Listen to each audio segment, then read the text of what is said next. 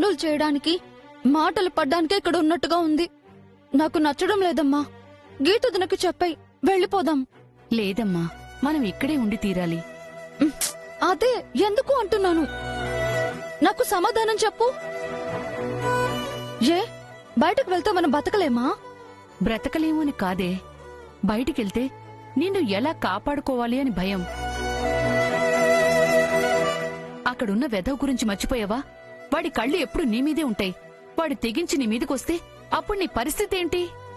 నన్ను నేను కాపాడుకుంటానమ్మా. అది అనుకున్నంత తేలిక కాదే. బెదిరిస్తే బెదిరిపోవడమే కాని ఎదిరించే గుణం కాదు నీది. అయినా నువ్వెప్పుడు అంటూ ఉండేదానివి కదా, మనకైన వాళ్ళెవరూ లేరమ్మా, మనకే చుట్టాలుంటే బావుంటుంది కదా అని. కాని ఇప్పుడు ఈ కుటుంబాన్ని, అయిన వాళ్ళని అందర్నీ వదిలేసి వెళ్ళిపోదాం అంటున్నావేంటమ్మా? ఇంటికొచ్చినప్పుడు ఇంత పెద్ద కుటుంబం మన వాళ్ళు అని నేను ఆనందపడ్డానమ్మా. చిన్నప్పటి నుంచి ఎదురు చూసిన బంధువులు, బంధుత్వాలు నాకు ఉన్నాయని సంతోషపడ్డాను. కాని ఆనందం, సంతోషం ఎంతోసేపు లేవు. మనవాళ్లు అనుకుని మనం ఉండటం కంటే మనల్ని మనవాళ్లు అనుకునే వాళ్లతో ఉండటం మంచిదమ్మా. ఇక్కడెవరు నిన్ను పరాయిదానిగా చూస్తున్నారు? ఆ పిల్లలిద్దరూ నీతో సరిగ్గానే మాట్లాడుతున్నారు. రామ్ కూడా నీతో మంచిగానే ఉన్నాడు. ఆ పెద్దాయన, వాళ్ళబ్బాయి అందరూ నీతో బానే ఉంటున్నారు కదా. అయినా వీళ్ళందరూ కూడా మనల్ని వాళ్ళ కుటుంబం అనే అనుకుంటున్నారు కదమ్మా. కాని ఆ నాగేశ్వరి, ప్రియ అలా ఉండటం లేదు కదమ్మా. లోపాలు దేవుళ్ళకు కూడా ఉంటాయి, మనుషులకు ఉండటంలో వింతే ఉంది. అయినా ఎవరో ఒకరో ఇద్దరో మనతో సరిగ్గా ఉండటం లేదని ఈ కుటుంబాన్ని వద్దనుకోవటం అమాయకత్వం. ఈ సమయంలో మనకు కావాల్సింది ఆప్తులు. మనొక మాటన్నా, అరిచినా, ఏదన్నా వాళ్లే వెన్ను, వాళ్లే దన్ను. ఏ నేను నీకు మాటంటే పడవా? ఆ నాగేశ్వరి కూడా నీకు అమ్మలాంటిదే. ఓ మాటంటే తప్పే ఉంది. ఆవిడ నన్నంటే పడతానమ్మా. నువ్వే అన్నావనుకుని సరిపెట్టుకుంటాను. కాని ఆవిడ నిన్నంటూ ఉంటే ఊరికే ఉండలేకపోతున్నాను. ఆవిడ నన్నంటే నీకేంటమ్మా? బిడ్డని కనడానికి నేను పురిటినప్పుడు ఎందుకు పడాలని తల్లి అనుకుంటుందమ్మా. అలా అనుకుంటే తల్లెలా అవుతుంది? మరి తల్లి నన్ను మాటలు అంటుంటే బిడ్డకి కష్టం అనిపించకుండా ఎలా ఉంటుందమ్మా? చూడమ్మా, చెప్తే అర్థం చేసుకునే వయసు నీకున్నా చెప్పే పరిస్థితిలో నేను లేను. నీకోసం పురిటినొప్పులు భరించాను అన్న కృతజ్ఞత నీకుంటే నాకోసం ఓర్చుకో. మనమిక్కడే ఉండాలి, ఉండి తీరాలి, అంతే.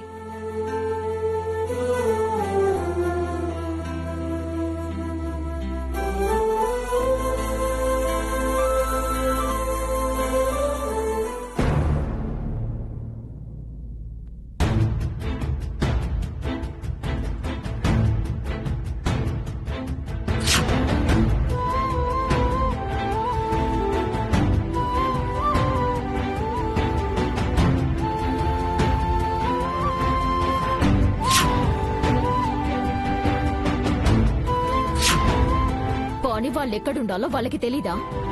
యజమానులు తిన్న తర్వాతే మిగిలింది తినాలని తెలీదా? లేక బుద్ధులు ఎక్కడికి పోతాయి?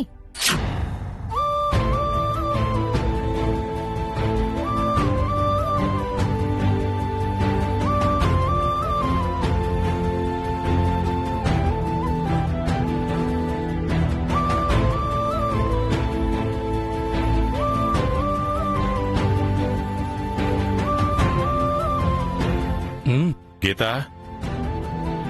ఏంటి మామయ్య? ప్రతి విషయంలో సరైన నిర్ణయం తీసుకునే నువ్వు ఈసారి తప్పు నిర్ణయం తీసుకున్నావేమనిపిస్తుందమ్మా. దేని గురించి మీరు మాట్లాడుతుంది? ఆరిపోయిన బట్టల్ని తీస్తూ నువ్వు ఆలోచిస్తున్నావే, దాని గురించి వదినా.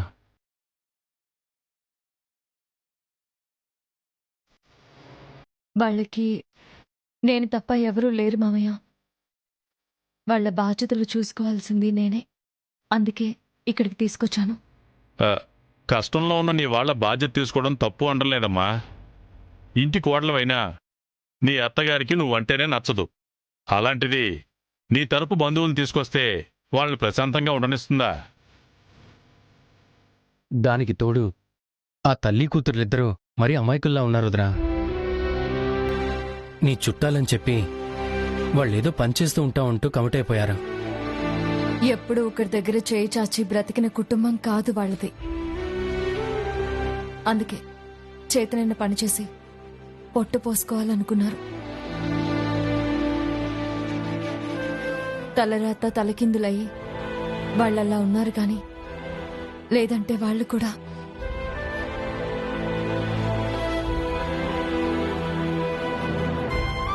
కరెక్టేనమ్మా.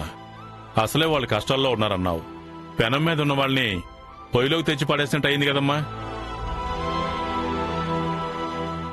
ఆత్మాభిమానంతో బతికేవాళ్లు నాగేశ్వరి ప్రియ మాట్లాడే సూటిపోటి మాటలకి బాధపడకుండా ఉండగలరా?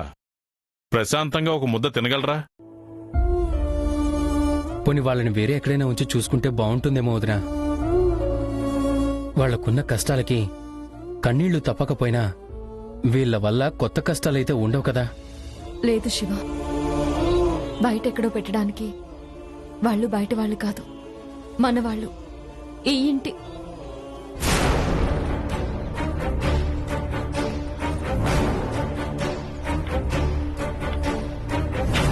వాళ్ళు ఈ ఇంట్లోనే ఉండాలి. వాళ్ళు ఇక్కడే ఉండాలి అనుకుంటే నువ్వు అలా మెతగ్గా ఉండకూడదమ్మా. వాళ్ళు అంటూ ఉంటే నీ వాళ్ళు బాధపడుతున్నారని నువ్వు బాధపడుతూ కూర్చుంటే ఆ నాగేశ్వరి ప్రియ ఇద్దరూ కలిసి ఈ అమాయకులిద్దరినీ వేపుకు తినేస్తారమ్మా. అవునుదినా, నువ్వు వాళ్ళ బాధ్యత తీసుకున్నది వాళ్ళని హ్యాపీగా ఉంచాలనే కదా. ఆ ఆనందం వాళ్ళకి దక్కాలంటే నువ్వు గట్టిగా ఉండాలి. మా పిన్ని గాని ప్రియా కాని నోరు జారితే వెంటనే వాళ్ళకి చురకలంటించేలా ఉంటేనే పని జరుగుతుంది వదినా.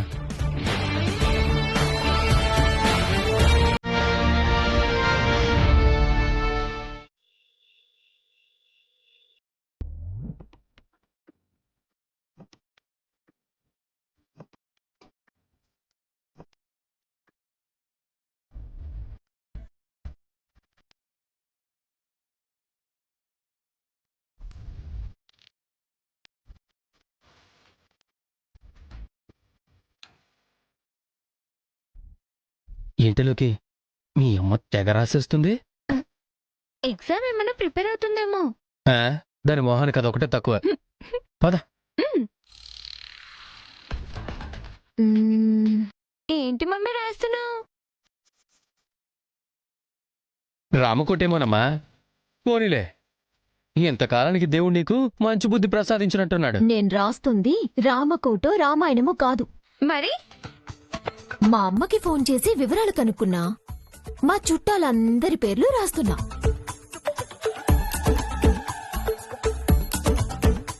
ఇంకా నీకు పైత్యం తగ్గలేదానే?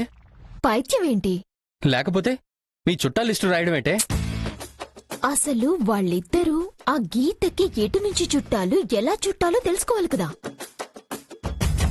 అనవసరమైన విషయాల గురించి ఎక్కువగా ఆలోచిస్తూ టైం వేస్ట్ చేసుకుంటున్నావు.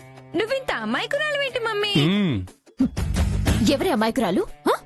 నిజం చెప్పాలంటే మీ ఇద్దరికంటే నేనే తెలివైన దాన్ని.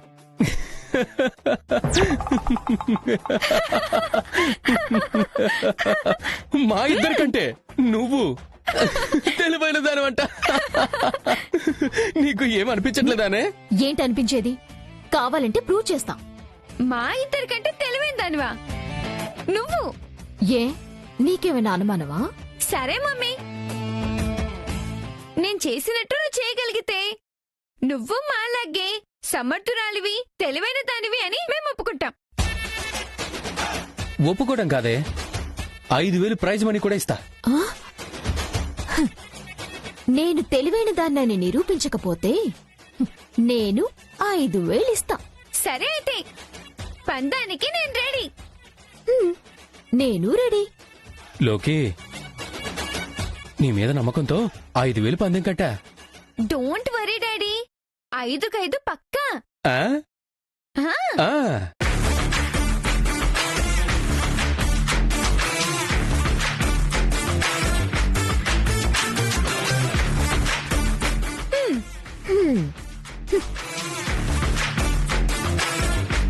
Daddy, mummy తెలివైందే.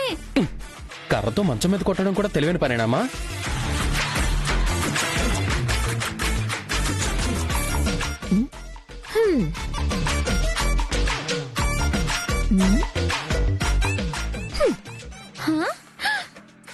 డాడీ, మనం అనుకున్నట్టు మమ్మీ ఏం తెలియ తక్కువది కాదు. మంచాన్ని కర్రతో కొట్టడం, పుస్తకాన్ని పడేయటం ఇవన్నీ చూస్తుంటే నా 5,000కి కాళ్ళొచ్చినట్టున్నాయి. గోవిందా.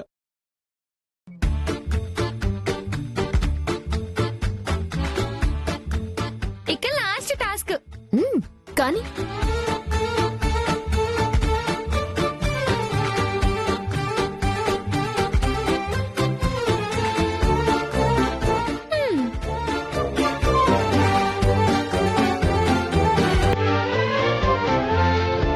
ఓం భీం బుస్.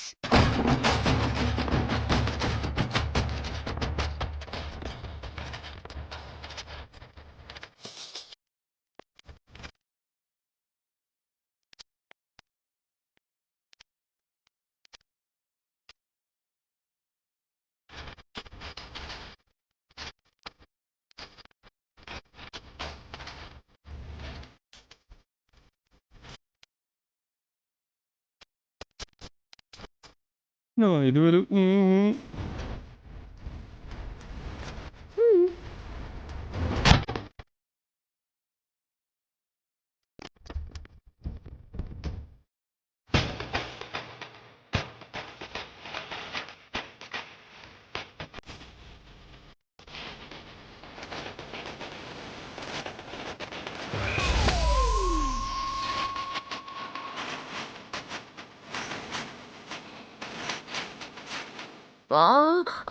ఇది చీటింగ్. చీటింగ్ ఏంటి చీటింగ్? నువ్వు నీళ్లు తాగేసావు అనుకున్నాను. అనుకోవడం నీ పొరపాటు. దాన్ని చీటింగ్ అనరు, తెలివితేటలు అంటారు. ఇప్పటికైనా ఒప్పుకుంటావా నువ్వు నాకంటే తెలివి తక్కువదానివని? లోకేశ్వరి, భలే ఇచ్చావమ్మా ట్విస్ట్. ఇప్పుడేమంటావే? కట్టు. 5,000 కట్టు. 5,000 కట్టు.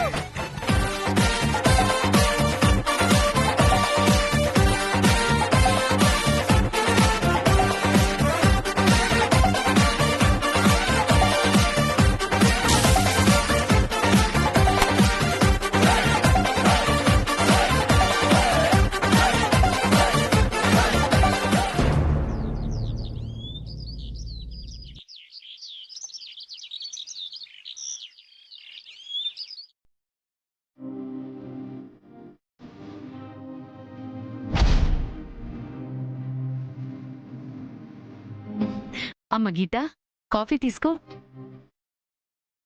అత్తయ్య, మీరు నేను పెట్టేదాన్ని కదా.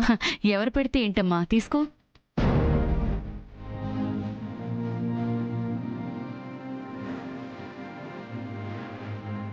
ఏంటి అలా చూస్తున్నావు? ఆ, మ్హూ.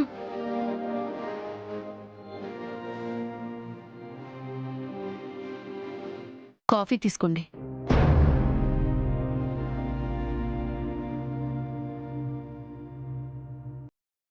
బాబు, కాఫీ తీసుకో. పని మీద బయటకు వెళ్తున్నాను. మళ్ళీ మీరు వచ్చేటప్పటికి ఎంత సమయం అవుతుందో ఏంటో, కనీసం కాఫీ అయినా తాగి వెళ్ళండి. తీసుకోండి. Thank you.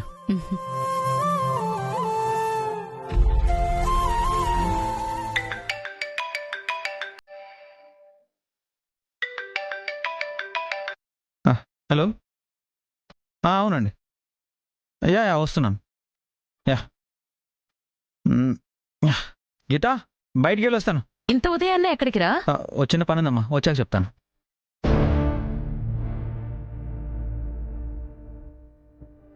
అరే, పేపర్స్ మర్చిపోయారే.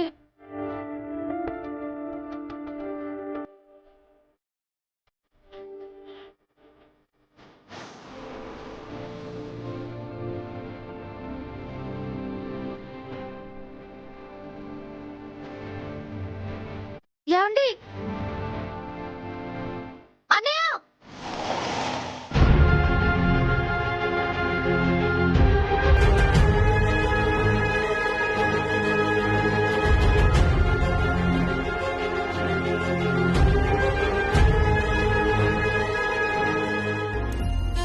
ఏంటమ్మా?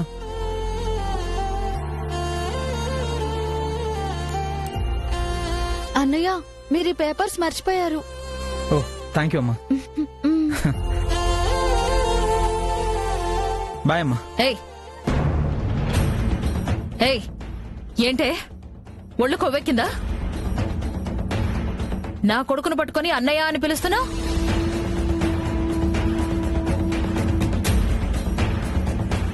అన్నయ్య అని పిలిస్తే తప్పేంటత్తయ్య? వాడు నా కొడుకే. అయితే ఏంటే నన్నే క్వశ్చన్ చేస్తున్నావా? క్వశ్చన్ చేయడం కాదత్తయ్య, వాళ్ళు ఏం చేసినా తప్పు అంటున్నారు. మీతో పాటు సమానంగా పిలవకూడదు, మీతో పాటు కూర్చోకూడదు అంటే ఒప్పుకుంటాను, కానీ మీరు ప్రతిదానికి అమ్మ గీత, దీని గురించి నువ్వెందుకు గొడవ పడుతున్నావు? ఏమే, ఎవరిని ఎలా పిలవాలో తెలీదా నీకు? మనము పనివాళ్ళం, మనుషులమే కాదు, మాట కూడా అదుపులో ఉండాలి. చదువుకున్నావు, ఆ మాత్రం ఇంకిత జ్ఞానం లేదా నీకు? ఏమండి, ఏంటండి మీరు? లేదు బాబు, అదేదో తెలియక అలా పిలిచింది.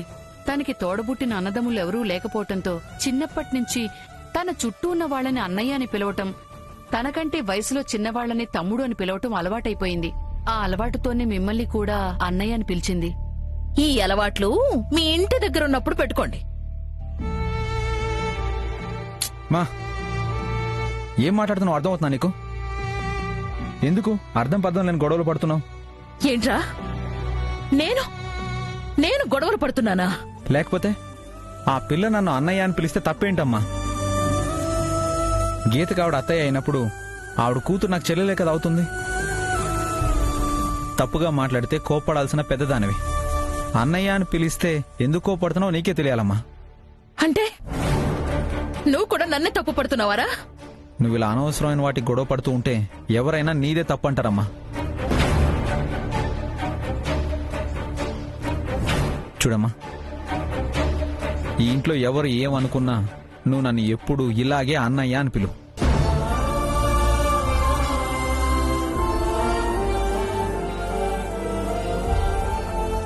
సరేనా?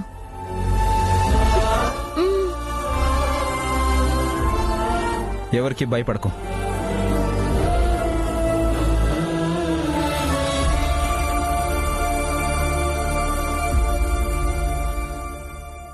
ఒక ముఖ్యమైన పని మీద వెళ్తున్నాను, వెళ్ళి ఎదురురామ్మా.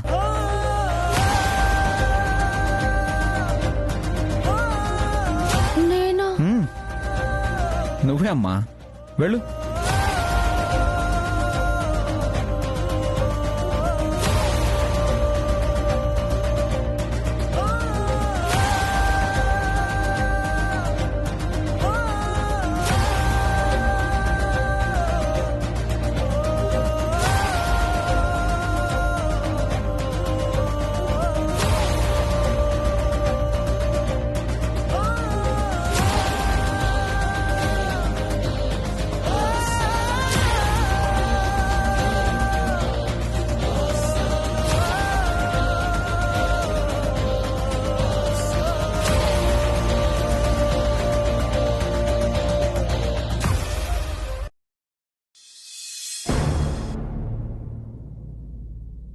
Yeah definitely.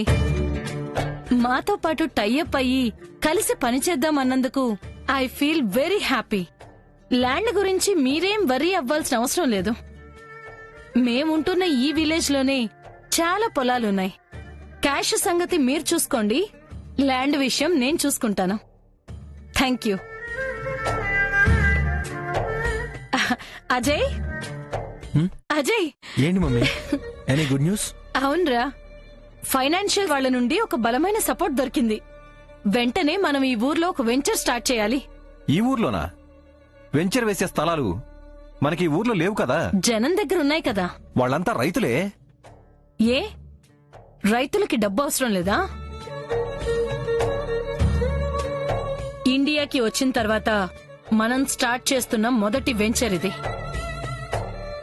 ఇది కానీ మనం సక్సెస్ఫుల్ గా వర్కౌట్ చేయగలిగితే మనకి ప్రాఫిట్స్ తో పాటు మంచి గుడ్ విల్ కూడా వస్తుంది. కానీ రైతులు పొలం అమ్మనంటే రూపాయికి 10 రూపాయలు ఇస్తామంటే అయినా ఈ పల్లెటూరులో వెంచర్ వేస్తే ఏం వర్కౌట్ అవుతుంది శారదా? ఎన్నో పల్లెలు ఇలా కలిసిపోతేనే పట్టణాలవుతున్నాయి.